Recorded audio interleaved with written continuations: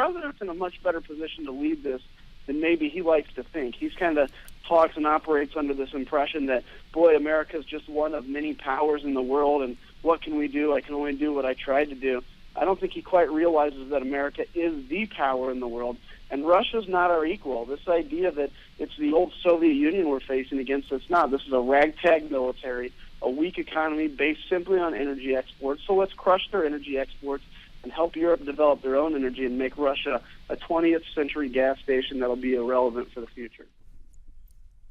As the world seeks to punish Russian President/dictator Vladimir Putin for continuing to be more than just a pain in various tender parts of the body and the global community, his answer to even more stringent recent sanctions in light of Ukraine and the Malaysian airliner downing was rather curious.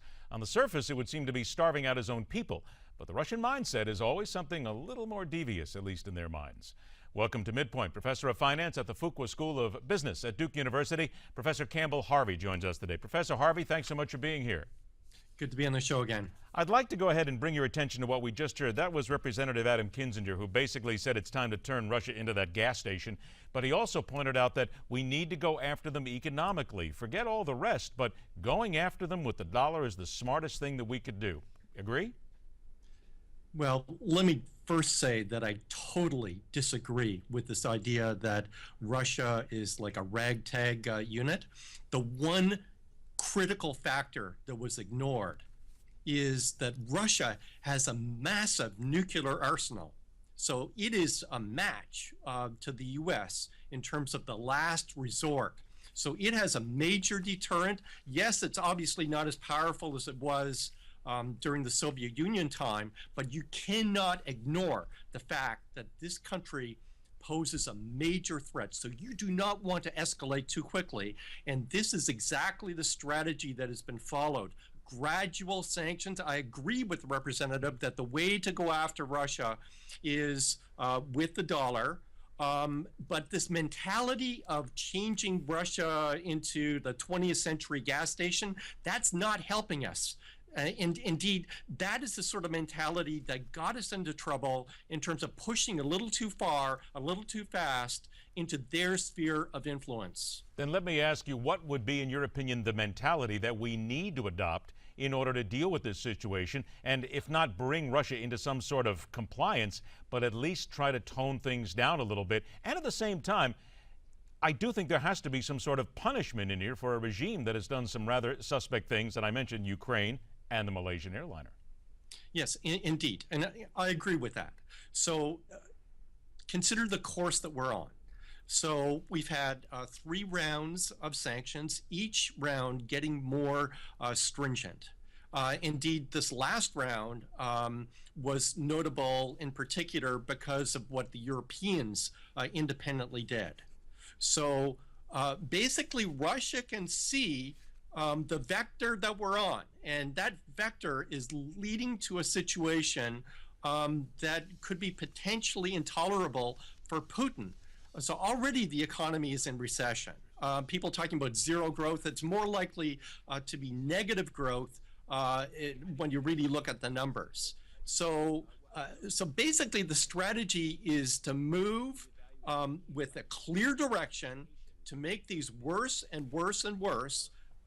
In doing that, you have minimal collateral damage to the Western economies. You give Russia a clear message: you're being punished, you can't do this.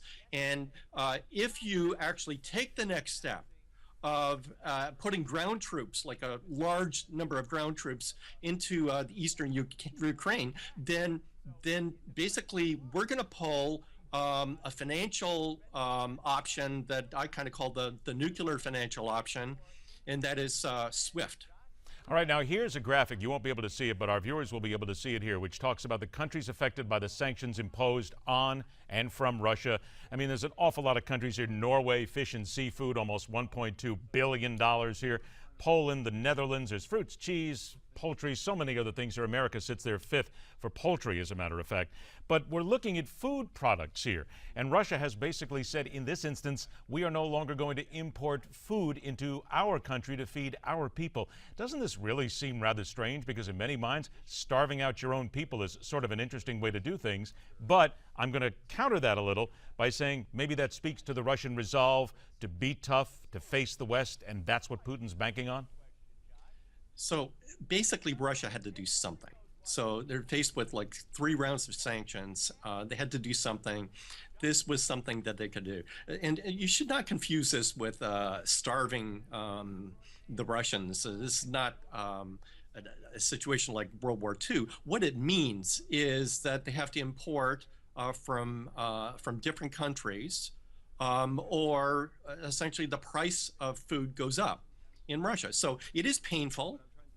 There will be shortages, prices will go up, and their people will be hurt.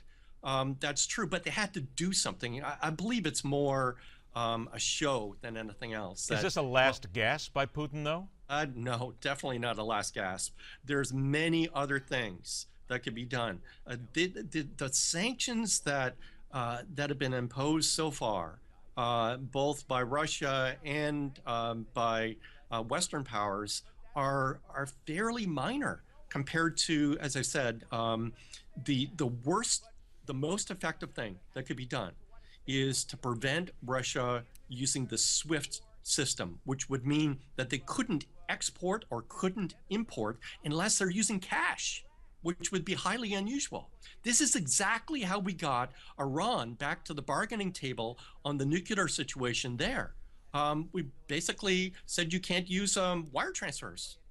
And without that, it's very difficult to do business. And that would crush the Russian economy. And Putin knows that. He doesn't want to go there. I only have about 20 seconds left here then. What you have just said then, and that's a good reason and a good place to start, but can we do it without the help of our partners in Europe? Well, we definitely need to help the partners in Europe to do something like that, as we did with Iran. But Europe has moved very aggressively, given the downing of the Malaysian airliner, into the camp of we got to do something to punish this. We have to have an effective deterrent, or 20,000 ground troops are going to go into eastern Ukraine. Professor Campbell Harvey, it is always a pleasure to have you on the show, my friend. Have a wonderful weekend. We'll do it again soon. Okay, thank you. Thank you very much. Next hour on MidPoint, syndicated talker Jerry Doyle takes us around his dial. The Ebola in America debate reaches a new height. And right after the break, the president who failed to learn the television rule of style over substance. That's all coming up on Telling It Like It Is when we continue on MidPoint.